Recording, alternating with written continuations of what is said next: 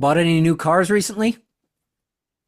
No, but I did go by the Tesla Service Center during the weekday this time. And you want Eh, to know how many protesters there were were there? protesters, like real There were life ones. zero. Oh, really? So, yeah, it's all a staged kind of carnival thing on the weekends, it looks like. Well, I mean, people have jobs. Even even left-wing nut jobs have to go to work. Evidently, but yeah. No, I think this is a very, I mean, I was surprised that one Saturday I went by, but I've been checking Reddit and social media, and these are very planned events. Did we This talk whole about thing, that before? You went, I don't remember if we talked about that or not. Did we talk about that I on the don't know if we podcast? talked about it on the podcast. I think I talked to you personally. You'd gone to a Tesla service center to take a look at the new Juniper model. Is that Yeah. right? Yeah. But then you got scared off by the Well, pitchforks. so my girlfriend just mentioned kind of out of the blue, like, oh, I'm kind of curious about, the Tesla. And I'm like, oh, well, they just came out with a new model. We can see if they have one. Oh, says, oh, let's just go by the, I mean, people call them dealerships, service, whatever, the I've Tesla noticed that's store, all I over the guess. news is dealership. Just a second. I'm Phil Royle. I'm one of the podcast hosts here and one of the co-founders, co-creators of the whatcar.com. I bring with me, I'm derating my experience level. What am I at? 12, 11 years 11. plus of of automotive journalism and content creation. And then I also send people to the whatcar.com/store to purchase stuff that helps support the blog and the podcast. And I also interrupt our own podcast to put in these little bits of information so you know who we are and how you can support us. Yes. Ed Sanchez, 20 plus years in automotive content That's creation and double moderation. mine, Yeah, imagine that. even Um, though we started at the same time. It's crazy. um, oh, you totally threw me off. Day Industry job. analyst. Yes, day job. An automotive electronics industry analyst and the Walk Car co-founder and contributor. So you went to Anyway, the dealership, which I was just about to say. I noticed in the news, like they're all referring to these as dealerships. And I was like, remember back when you couldn't have dealerships and now everybody thinks that a service center is a dealership? That's well, I mean, crazy. whatever. And that's again, not to go A too whole down other rabbit a hole. whole other episode almost. Yeah. Anyway, so we went by that Saturday, and there were like probably like 30 picketers and protesters outside. Big scene, right? And so we just drove past and said, yeah, maybe not today. So I went by this past week because I don't know if I mentioned this. I got this kind of mysterious letter claiming I Hmm. had some unclaimed funds through Tesla. So Yep. anyway, I took it by the service center. They seemed pretty clueless about it. So I They was like, said oh, this is great. definitely a scam. So you were like, Well, well, they were like, I'll I don't collect know. on it then. Yeah. Anyway, but I went by on was it Monday or Tuesday? Anyway, nope, no protesters, just business as usual. So anyway, I think a lot of this, I understand the controversy with Doge and Musk and Trump and all that, but I think a lot of this outrage and controversy is kind of manufactured to a certain extent. But I'll stop my editorializing right there and just leave it at that I because we live got in a an lot more area stuff to cover. I live So, in an area where we see a lot of little protesters because of the way the mhm, freeway system works. mhm. If you're coming into LA, you're coming down the coast, you generally go through my city. And so we get a lot of protesters that sit on the bridge and they are shipped in. Mhm. And these are usually right wing. They usually have No, they're Trump putting the signs and swastikas on the no, overpasses. no, they're it's just like That a did lot of happen, by the way. it's a lot of Trump signs. Yeah. And they only come in on the weekends too. And over Uh-huh. this course of this weekend, there was a whole like Trump parade that went through my city, blasting of all things the YMCA song. Oh, While they no, had God like bless the USA. Oh, they had like a dozen trucks all with Trump signs, and then like the "Don't Tread on Me" signs, all the signs that they're appropriating and driving around. But it's only on the weekends. They know what they're doing. yeah, Both sides. They yeah. they come in specific for this. None of that really matters. This is to say that if you're going to go to a quote unquote dealership for Tesla, go during the week. Yes, that would be my advice. So last week, I want to talk about something real quick. We talked about Mark Rober, the YouTuber Mhm. that did a test on cameras The camera Wile E. based. Coyote test. Yeah, the Wile E. Coyote test based on camera based self driving versus LiDAR based self driving. And Hmm. since then, there was an article about this kind of calling question into it, which Hmm. I don't think is, I think it's trying to parse the information to a degree that is not applicable to this situation. But tell me I'm wrong. So there's a lot of stuff surrounding this. So a lot of people claim Ruber got a lot of support from Luminar, which is the LiDAR manufacturer. They provided the LiDAR equipped Lexus to serve as the counterpart. I think they had uh, engineers and employees on site when he was doing this. So a lot of people were questioning, like, how much was this just kind of a setup and like a PR piece for Luminar and LiDAR? So there was that, and a lot of Well, in people his said, defense, yeah, he's not really able to equip a LiDAR based vehicle for this test. It would there be, are some production LiDAR models actually. So he are could there? have gotten one on Turo potentially. I believe the Lucids have LiDAR, and I think there are some Volvo models that have it. Oh, well, there you go. I stand So corrected. I figured you'd have to he go to could a have gotten, self-driving cab taxi well, or something. no, he could have, he could have gotten a production vehicle, but I Okay. guess again, All right. So that's I don't want to go fair. too That's down the fair. rabbit hole. Yep. Anyway, Nope. so there's that. I get that controversy now. That's fair. Um, so, and the other thing is people say, well, he's kind of making an unfair comparison because I guess the Model Y he used was hardware 3, which is what I have. Um, and so that one kind of missed the ball on it. Other people said, oh, if you look when he engages it like way late before the system can like calibrate and, recognize the obstacle. So there's that. Who knows? So anyway, there's this other YouTuber. I guess everyone's a celebrity on YouTube except us. But um, this guy named Kyle Paul. First time I'd heard of him. So he tried to replicate the test. So he tried it once. The first test he did with the Hardware 3 Model Y, which, like Rober, did not recognize it.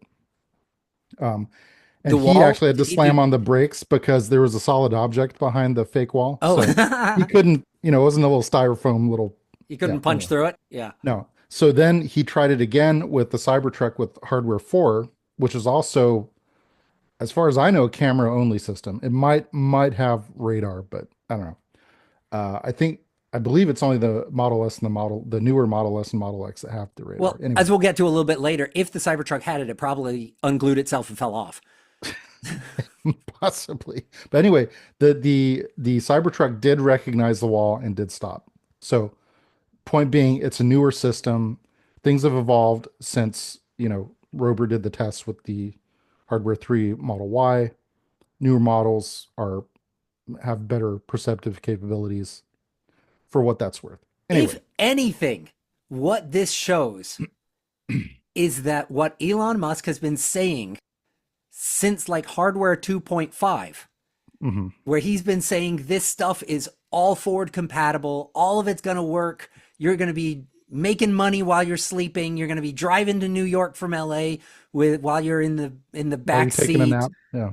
All of that was a lie. That's what Hmm. all of this proves is, oh, well, the new hardware will solve this. And it here's evidence that hardware 3 can't do it, but hardware 4 can. And you've Hmm. got maybe a more radar based and camera vision based system in, say, the Cybertruck versus a Model 3, which is just camera based. All of this goes to prove that everything has been a lie Oh. for what is capable, the capabilities of full self driving Hmm. and these systems. Whether or not the Wile E. Coyote test is true or not, you've got all these people that are now proving a point that Elon has been Hmm. lying for over 5 years about the capabilities of these cars. That's what these prove to me. It's kind of like a red Well, herring. This is all a red herring. This is all, you drive through the Wile E. Coyote wall. Ooh, okay, it does this, whatever. It proves that you are never going to get where Elon claimed well, unless you have at least hardware 4 and wait until hardware 5 comes out, because then we'll discover okay. 4 isn't good enough. I take a slightly more charitable view, but I won't bore you with the details. Uh, Basically, he overpromises and underdelivers, but given enough time, ultimately delivers, but not when he says he will. the Problem is he can't deliver with 2.5 or 3, and he's already admitted that. Yeah. Well, He's already admitted that it was a lie. And these tests prove it. Wile E. Coyote test or not, it reinforces that. Everybody's distracted by driving through a wall. But yeah. this actually proves a lie from 5 years ago that has been in the making that you couldn't really prove until Yeah. um, I mean, being Tesla made a the vehicle to prove owner itself. of a hardware 3 equipped vehicle, which I had to pay for to Mhm. upgrade from 2.5, I probably would not use either. I mean, maybe autopilot because it's effectively enhanced cruise, Yep. I think but autopilot's great. I would not use FSD in fog or a low visibility environment. Or anywhere Personally. that there's a roadrunner running away from a coyote. Definitely Yeah. do not use it then. So, I have used it. I used it on the free trial. It's kind of cool. It does some, and environments like Phoenix or wherever works fine. But, in the middle of a Midwestern winter storm, maybe not. But Yeah. anyway, Let's moving talk on. about China. China. So this is going to get really interesting because, gosh, I could get like super philosophical about this, but I'll let you come to your own conclusions. And I will. And I will tell you what my conclusions are. So BYD, this is, the eternal like EV boogeyman that they say is going to take Tesla down and decimate the American auto industry. I mean, it kind of already has taken Tesla down to a degree. Well, somewhat, but They're anyway, the only company that's really doing it. They're the only one that's taking on Tesla to the grand scale of things. potentially. I mean, So far. certainly within China, they're Yeah. kind of this juggernaut. Globally, they're growing. Mhm. Anyway, Carry on. I'm here to so distract you. yes, I know, and you do a very good job of it. Um, so they revealed what they call their Super E platform, which is an ultra fast charging battery. So they're claiming it's capable of charging at peak speeds of 1,000 kilowatts. So is that a megawatt? That's a I think that's a megawatt as far megawatt. as I'm aware. That's a megawatt, yeah. So that's double the new V4 superchargers are 500 kilowatt. So that's twice that. Um, so because of the electrical infrastructure involved in having to support this, they're doing a limited initial rollout of just 4,000 of these chargers in China because I guess you have to have like industrial grade electricity service on the site to support this. So didn't really give a time frame for the project, but they're claiming it can add up to almost 250 miles of range in about 5 minutes, which is almost with parity with filling a gas tank. So I guess I that's would say why I would say it's that's gotten, parity. yeah. So this is why it's gotten a lot of attention from a lot of people. It's like, wow, have we finally reached that tipping point where, the traditional, criticism of EVs is, oh, they take too long to charge, whereas, I can just pull up to a gas pump and just, 5 minutes, bada boom, bada bing, in and out. Well, we could be at the cusp of that. So Yeah, it's funny. I'm about to contradict everything I've ever said on this podcast. 1,000 kilowatts, that sounds great. They didn't say the voltage, but I'm guessing that's a lot of volts that they're. it's a lot of everything. Yeah. So I've been on the bandwagon of you need like everything should be 800 volts. The Hmm. problem with all of this is kind of the electrical infrastructure and the ease of installation of all of this. You Hmm. get to, um, I mean, I could be completely wrong, but my knowledge of industrial buildings, Hmm. so a building complex, whatever, near where you might build something like a Hmm. charger station, those are all on 400, isn't it 480 volt? 480, I think. Yeah. So that is readily available across America. You want to go higher, Hmm. now you're pulling extra wires in and Hmm. I don't even know what you're doing, but the building is not built to set up Hmm. for Hmm. 800,000 Hmm. plus volts.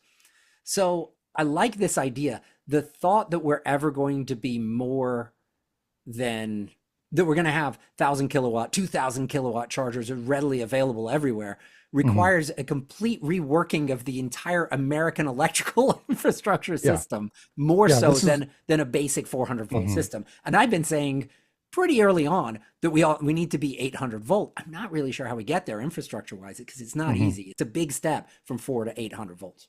Well, this is why, I mean, so a lot of like the NEVI funds, a lot of the discussion about charging has been DC fast charging. And some people, case in point, it's electric. They've been guests on our podcast twice. Um, they and some other advocates for level two say the more sensible approach is much more widely available, ubiquitous level two, either curbside or, retail or shopping centers where people will have some dwell time, workplaces, um, apartment complexes from an installation cost standpoint that is much, much cheaper than DC fast charging. Um, so some people are making the case we should be putting more resources into that, relatively fewer resources into DC fast charging. I'm not saying completely give up on DC fast charging. I do think there's a need for that in some cases, but the greater need and the better way to quickly deploy charging infrastructure is more of a focus on level two, which I think, I think advocates of that approach, I think it makes sense in some aspects. But anyway, Yeah, we're going to end up so with a combination. yeah, And what we yeah. may also end up with is no BYD in America due to Well, their own choices, I guess. So so this is what's going kind of an on? ironic twist here because, for years the concern about American companies doing business in China is, oh well, the Chinese steal all of our intellectual property. Well, how I don't know if you've kind of heard this meme term now. This, traditionally it's, oh how the tables have turned, oh how the turntables. Anyway, but I guess BYD is holding back on its planned factory in Mexico for fear of IP concerns from American companies taking their IP Taking the or their Chinese or IP. their yes, their BYD's electric vehicle IP for, the vehicle architecture, charging systems, batteries. So that's why they're like, ooh, well, because the basically the traditional big three, GM, Ford, and Stellantis have pretty substantial operations in Mexico. They're afraid because of the proximity to that and, proximity of the US to Mexico, that they'd get a hold of, some of their newer cars and technology and try to reverse engineer it. But to be honest, though, I mean, their companies, Monroe, No, there's another company it's called just about, Caresoft Global. They've done reverse engineering on Chinese cars. So I it's was like, just about to say, have they not I heard don't of know Sandy how big of a Monroe? trade secret this is, but Have they anyway, not heard I of know. like the entire PC industry in the 80s was built on reverse engineering? Like Yeah, reverse engineering is nothing new and it's going to happen no matter whether they build these cars in Mexico or oh, not. I know, but so I don't know. It's interesting. I think there's something else there. I don't know what that thing is, but that doesn't seem legitimate since especially because like part of your day job is kind of doing that, isn't it? Uh, Or Not me personally. I mean, yeah, so your my company, yeah. company at large does not to the scale of like whole vehicles. They do it more on like the microchip, the semiconductor level. So they do that kind of reverse engineering. So you have But teeny tiny tweezers that you're pulling it, well, out essentially, I mean, and and big like magnifying glasses. well, no, but no joke. Like literally, like six-figure microscopes that scan down to like the nanometer level. I mean, Yeah. So yeah, you can't stop people from reverse engineering their, or not reverse engineering, but finding out who their manufacturer of X part is. And hmm it's just, it's maybe more difficult if you've got to actually pull it apart like Sandy Monroe does hmm versus getting a book of parts hmm hmm from somebody that says what it is. It seems like there's something else going on, like yeah. a trade war. That, Huge, beautiful tariffs. yes. All right, Anyway, let's go and talk about the Cybertruck. I made a reference before of the radar system falling off of Cybertrucks, and that's why they're there, or they're not there. It's because they unglued. So the Cybertruck's fallen to pieces. It's been falling to pieces since day one. First, the hitch fell off and took part of the frame with it. Then suspension components started failing. Oh, the hubcaps failed. That was another part that we all have since forgotten Okay, about. is this the whistling diesel test? No, the whistling This, diesel test was the trailer hitch that fell off. okay. But remember the hubcaps? They had the crazy hubcaps that went over the tires, and it's like that isn't going to work with tire Or deflection. that, or like And so it they got chunked rid of the in, they start hubcaps. digging into the tires or Yeah, they something. dig into the tires because the hubcap actually goes out, and then the tire was Oh, cut. So those hubcaps are only ever going to work with those really expensive tires that specifically were designed for the Cybertruck. Well, the fix to that was to remove the hubcap to the thing because it was never going to work because of tire deflection. Anyway, now there've been all these problems with it. Now Tesla has recalled all Cybertrucks because the body parts are now falling off of them in cold weather because the mhm, glue they use to stick the stainless steel on mhm, is getting brittle and falling off. This is reminiscent to me of early Model S's. Remember the mhm. screens were failing in the early Model Oh S's yeah. because Hmm. they were using like Big, construction cons grade but not no, automotive grade okay. screens. So it was like they didn't an automotive grade screen of the 16-inch or whatever it Hmm. was for the center display didn't Did not exist. exist at the time. Yeah. So they used like a construction grade from what I remember. And Hmm. what that meant was it wasn't designed for the heat and Hmm. the sustained heat that you get within a car when you park it in the sun. And it gets to Hmm. be Hmm. 180 degrees inside, and it might be that for 8 hours in Arizona. Hmm. And the screen goes yellow and they get all these problems. They delaminate and yeah. Yeah, this strikes me as the same thing. They're using the wrong part. And Hmm. so they glued all these parts onto the truck. They used the wrong glue. Now they've Hmm. recalled nearly 46,000 Cybertrucks. So this is the eighth recall for the Cybertruck. Yeah. And this is everything from November 2023 through February 27th of this year. So Hmm. that's all of them. Remember when Tesla had 1.5 million pre-orders of these, and Elon Musk was saying that we're setting up to produce 250,000 Cybertrucks a year, Hmm. and with the capacity to go to 500,000. Well, now in a year and a bit, they produced 46,000 Yeah. or it's sold. They may have produced 250,000 for all I Yeah. know, Yeah. but they have sold a tiny amount.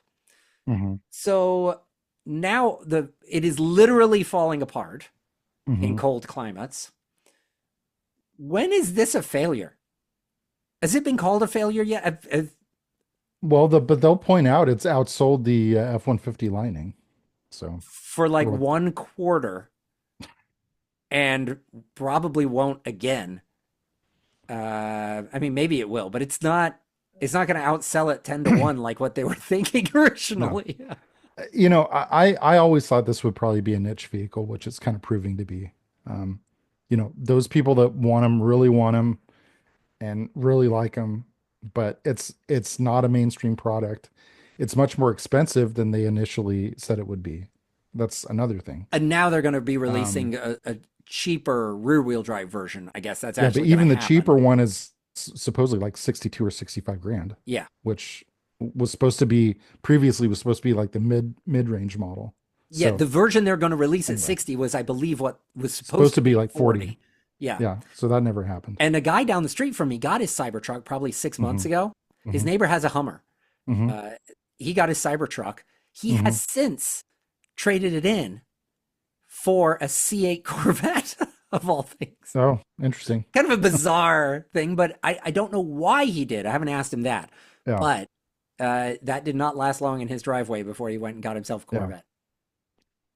Anyway, so still on Tesla, but a different model. So as we kind of alluded to in the beginning, there's been all this uproar about Elon Musk's involvement in Doge and the Trump administration. These protesters, whether or not this is truly grassroots or, it's an organized, funded effort, whatever. Um, but a lot of people, the prophets of doom and gloom for Tesla. I don't know. So the Model Y Juniper is out. When I went by the service center this past week, they were on the lot. They had Junipers there. So they are producing them, they are shipping them, but I guess their demand is outpacing supply right now. They're still ramping up Juniper production. So And in fact, for a couple months, I guess the Model Y kind of dropped off the number one on the sales charts in Norway. And again, I understand Norway is not the US, but I can't remember what replaced it. But now it's back on top because I guess I would assume Norway is probably getting them from Berlin, I'm guessing, just because of proximity. But so a lot of people are starting to say, once the line ramps up for Juniper, we could see, Tesla sales starting to take off again. So I think that's I definitely don't the know. case. I think it's Yeah. definitely the case. And Juniper looks good. Yeah. So I don't doubt that there will be a lift off in sales again. Yeah. I think Norway is kind of like, I don't know, any country where you got to like boat stuff in, or like it's a difficult path to get there, Yeah. and it's a small quantity per Hmm. se. I don't really like looking at those numbers because it can all be Yeah. literally, It's not necessarily indicative of global trends. yeah, Yeah. it could just be there was a shipping issue, Hmm. and that boatload of vehicles didn't get there, or the train Yeah. of vehicles didn't get there, whatever it was. Instead of having a constant manufacturing like we have in America, you got the constant manufacturing. We're not. Anyway, I don't think that it's going to go back to the way it was until one thing happens, though.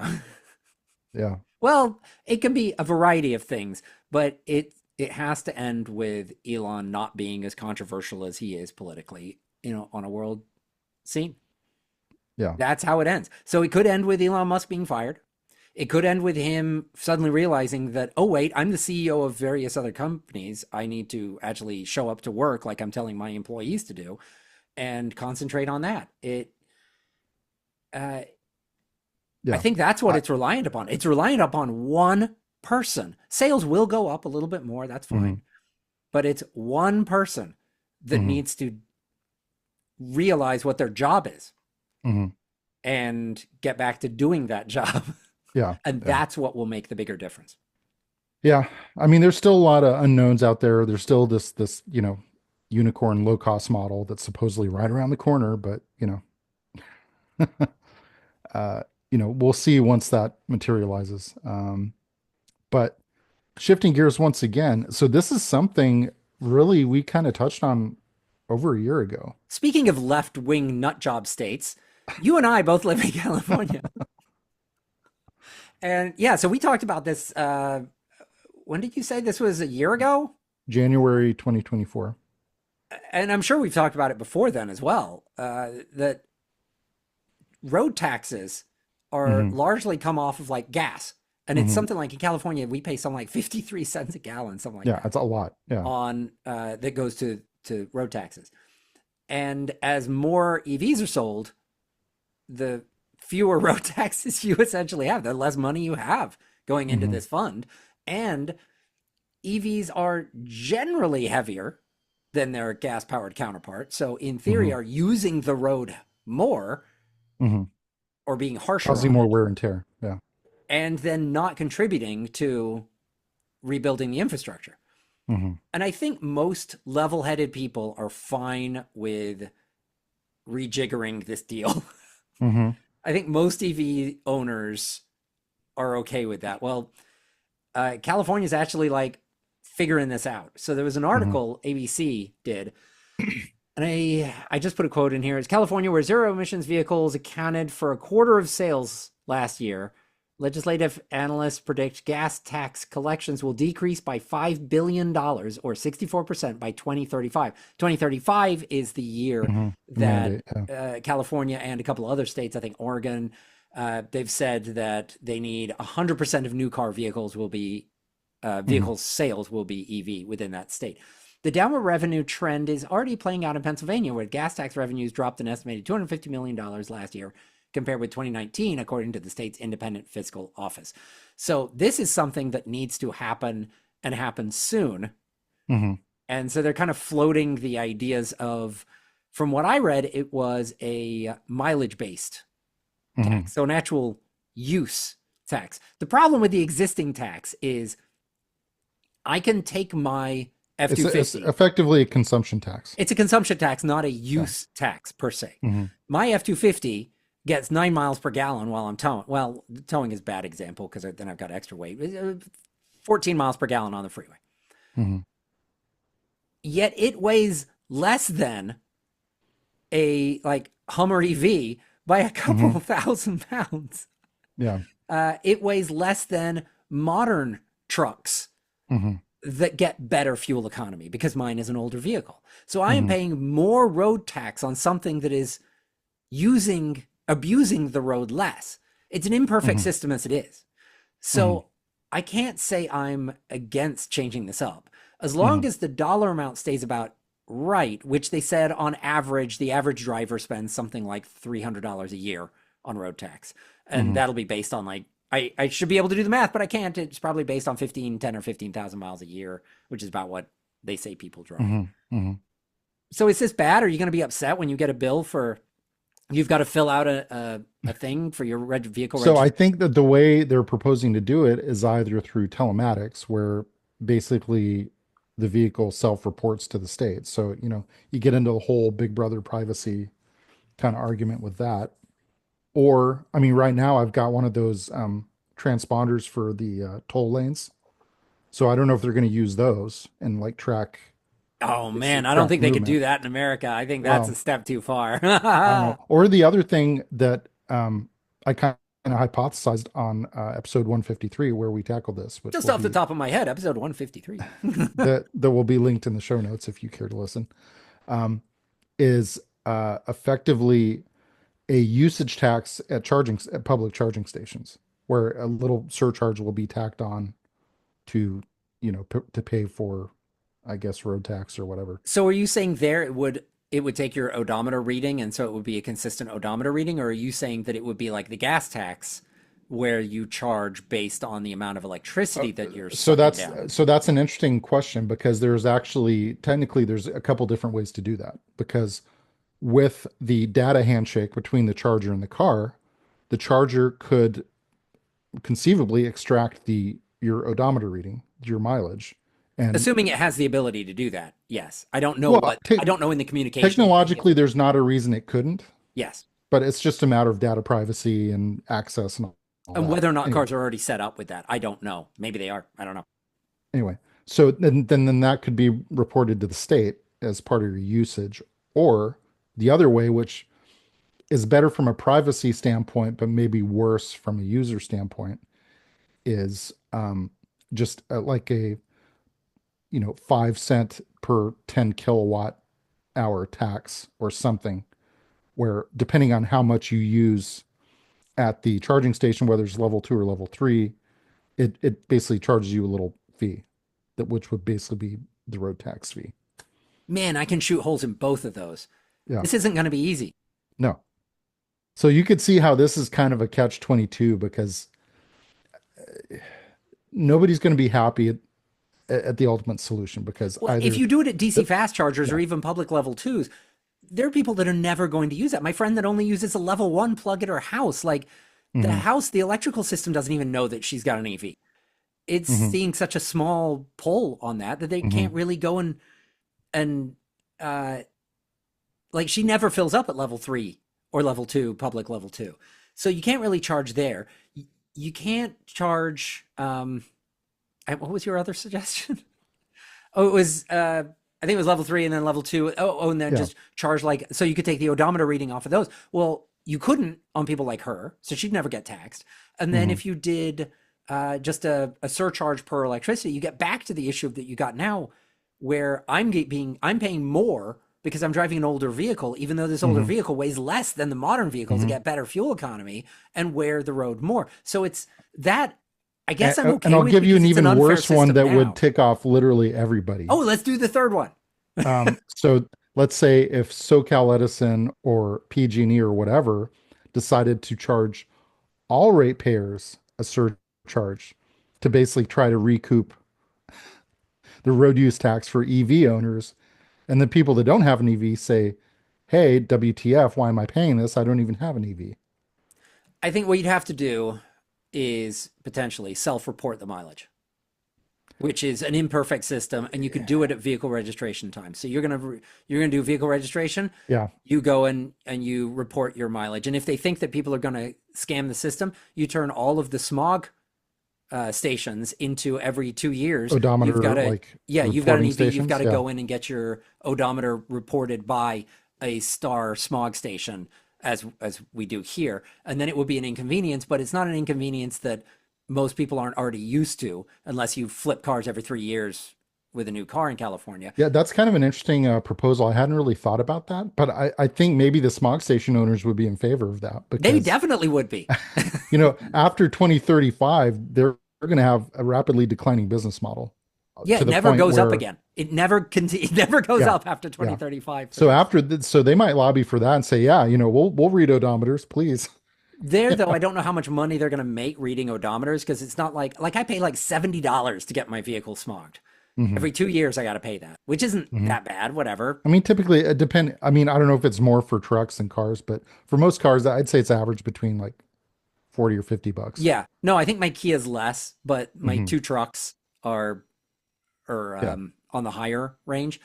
But they're not going to be able to charge $50 or $70 to read your odometer. Hmm. It's going to be at pennies. Well, no, But but I mean that could, so the base rate for that could be established by the state. So the state might say this is a $25 job. yeah, So even though in terms of the labor that it costs the smog tech or whatever you want to call it to read that, it's just, the state says you get this much for this job. I don't know. I don't know how this is going to go, but it's going to be badly is how it's more. going to go. It's going to be more of a real issue as we're getting to the point where the percentage of EVs continue to increase and ICEs begin to decline. This is going to be very real very soon. So, What is also very real very soon, like very now, is apparently there are more EV charging points than gas pumps in California, which is a great headline. But is this really true? I didn't read this article, and hopefully you did, so you can I answer the mean, question. and the other question is it really an apples to oranges comparison too? Yeah, that's like I would hardly say a level 2 public charger is equivalent to a gas pump. No, 5 minutes versus 2 hours. Yeah. I mean, for No, one thing. not even like it could be 6 hours. Like Yeah, depending on how full your vehicle is, you yeah. can bring there is almost no gas vehicle that you can take to a gas station and fill up and have it take you 4 hours to do that. No. There's something wrong with the pump at that point, and you would move on to something else that could I mean, fill it. even for something with a Minutes. humongous gas tank, you're looking at maybe at the most 10 minutes. Yeah, it'd be 10. I mean, yes. So is this really true? I can't believe that Okay, so these are this the is stats. level threes. Well, these are the stats they're citing, and this was reported third party and also a press release from Governor Newsom's office. Um, the state California reached 178,549 public chargers in 2024, and it says including shared private chargers. Um, i.e. that level gives 2. Yeah. This gives California 48% more publicly accessible chargers than gas pumps, according to the California Energy Commission, which estimates about 120,000 gas pumps in the state. So the majority of that number is level 2. For level 3, they're counting approximately 17,000 level 3 DC fast chargers. And they also added, I think this might even be a little on the low side. They estimated 700,000 estimated private home L2 chargers. That seems suspect. I'm thinking it's probably closer to a million, but maybe not. Yeah. I don't know. So yeah, I mean, kind of cool and kind of symbolic, I guess, but to your point, it's not a kind of apples to apples equivalency of um, especially level 2 to a gas pump. So Yeah, I mean, did they count how many people are out in the middle of nowhere, California, like brewing mhm, their own gasoline? Like, I'm sure that exists somewhere. yeah, Like, that's where I put level 2, like home chargers on this thing. I just, it's a good headline, and yeah, it shows that it's a we're good going in the right headline. direction. Yeah, The numbers are increasing. I yeah, guess it shows a good positive trend. yeah. And it also kind of shows what vehicle was it we were talking about like last week? Oh man, we're running late on time. What were we talking about where they it was the BZ4X that they Hmm. upped the level 2 onboard charger from 11 To kilowatts to 22 22 kilowatts. kilowatts. And while I looked at that and I was like, yeah, but that doesn't really affect home charging. It shows that somewhere somebody at Toyota looked Hmm. at level 2 charging, destination charging, and said Hmm. there is enough over 11 kilowatt level 2 charging that's available that it is worthwhile to put this in the car at the additional expense because this is a feature. So Hmm. while I poo-poo the level 2 being counted in here, it's not that number's going up for Hmm. the Hmm. amount of juice that they're putting in level 2 chargers. Hmm. So it might be somewhat more applicable than I think it is. Yeah. For, you top up here. What is it? What do they call it? It's like sipping or something like that when you go Snacking. snacking. Is that what it is? Where you Snacking go to versus like, gorging, sipping. I don't know. yeah, where you go to like, you might go to the mall and then you might go to the grocery store and then you might go to the bookstore, and all of these are places you don't actually go. But when if in theory you went to these places and you plugged in every single place, Hmm. then For like 30 minutes or an hour yeah, at a 30 time. minutes, whatever it is, Yeah. then you could actually start getting charged, actually effectively charge your vehicle. And if you can Hmm. do it at 22 kilowatts instead of 7 or Hmm. 11 Hmm. in your vehicles, now you're getting to something that counts. Hmm. So, okay, I've just talked myself into it. Sure. Great headline. Love it. Anyway, Audi TT Audi coming back as an TT EV, could come maybe. back as an EV. We don't know much more than that. Is this just the Cayman EV or Boxster EV that we talked about the other week? I think, well, if you remember, the original TT was actually golf based. Yeah, but So I'm imagining this would also be, but I'm imagining I it don't know. not at all. I'm imagining this is a Porsche. Oh, this is Audi's version of the Boxster. Yeah, that's what I'm thinking. I mean, that'd be cool if it was. I mean, that's would get me more excited, I think. Yeah, that's Anyway, we don't have any information on this. Where's the rumor from?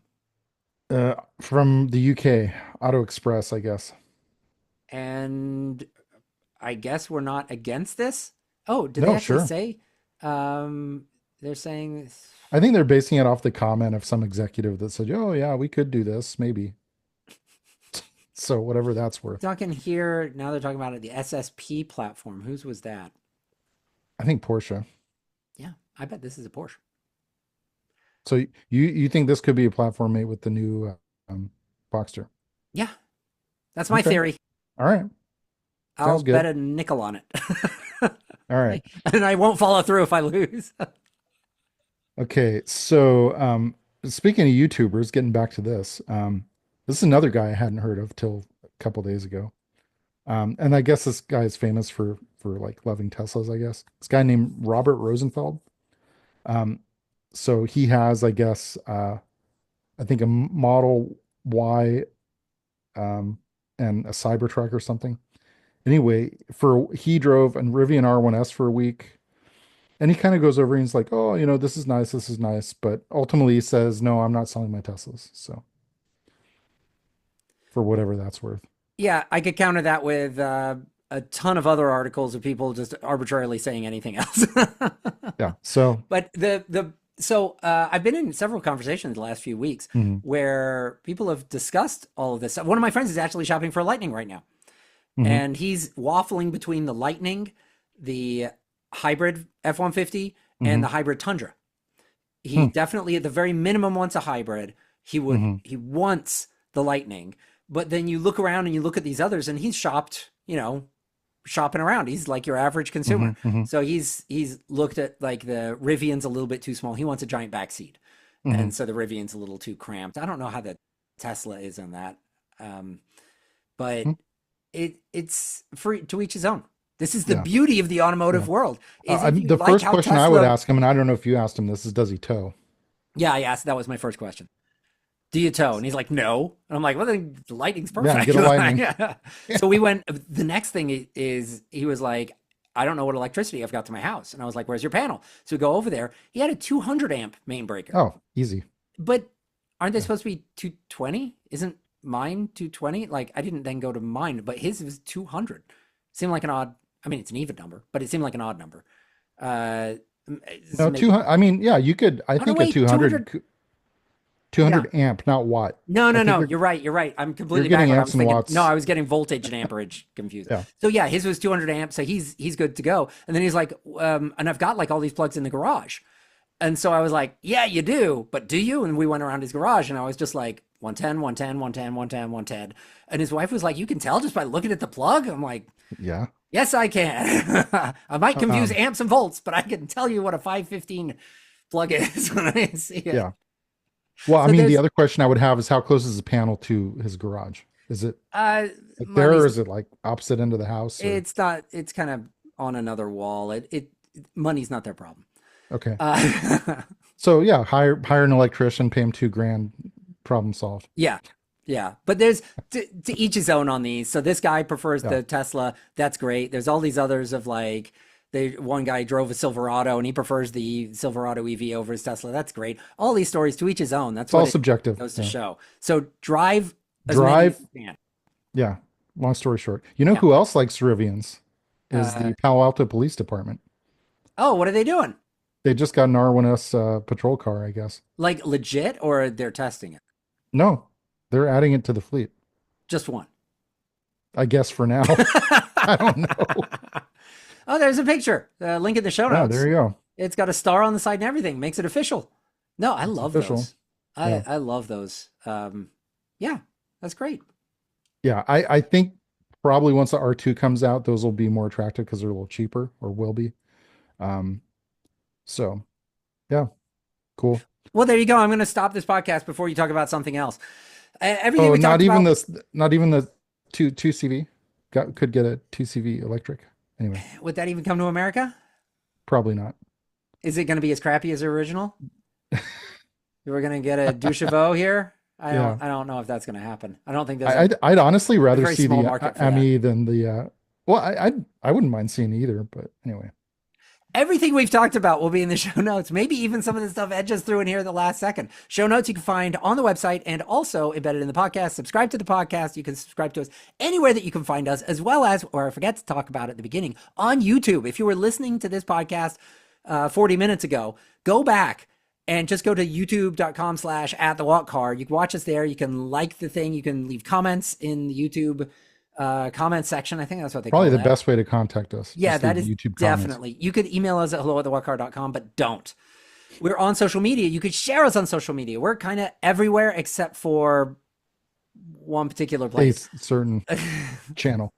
You can go to thewalkcar.com/store and you can purchase t-shirts that help support the blog and the podcast. And then Citron. Advertise. Hello at the Walkcar. No, not that's our email address. Thewalkcar.com/advertise. You can tell I'm trying to get out of here. Citron should go there and advertise their all-electric Ducheveau.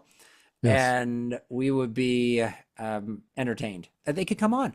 You know what? Yeah. They not only they could throw money at us and they can give us content for an episode by having their CEO. I might even get a beret and wear it on that episode if they were to. We could make a Walk Car Beret for you just There for you that go. episode. Next week, is it? We've got something special. Yes, something maybe? special. We're planning it. Those fall through sometimes, so we'll Yeah. see. See you Should then. be cool. See you then.